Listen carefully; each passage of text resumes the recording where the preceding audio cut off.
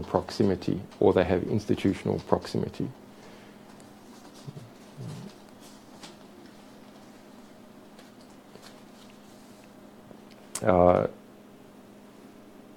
The question about a story that's in the press, the possible hacking monitoring of President Donald Trump and his team. Do these revelations shed any light on what is possible in this regard?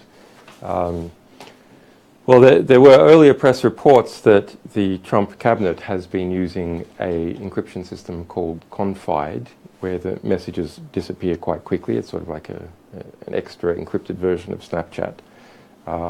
Well, I mean, it doesn't matter. It's on smartphones. This software attacks smartphones. Doesn't.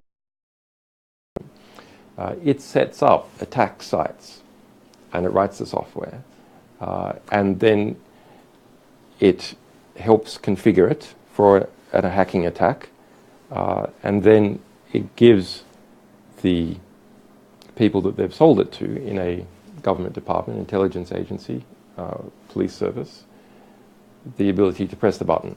So they hope that that removes them from being accountable for the attack. They've just created the system to attack, but the actual button was pressed by a different party. So that's obviously a possibility in the United States in relation to a number of different attacks.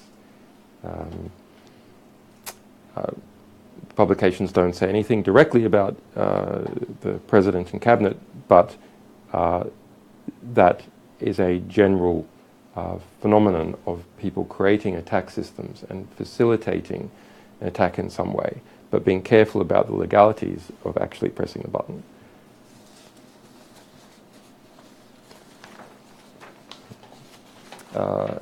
How many parts to the Vault 7 series? Well, we have a lot of material. It's a big journalistic investigation from us, from our partners. We need more partners.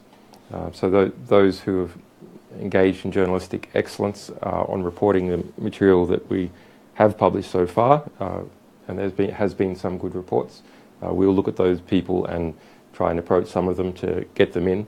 There's more work than WikiLeaks can do on its own. That's quite typical with some of our big publications. So we assemble international teams to try and get as much understanding in as many different languages as possible, and then also finally make sure a lot of the material is published, so the public can also miss any angles that us and the combined journalistic team have missed. In this case, we have an extra problem, which is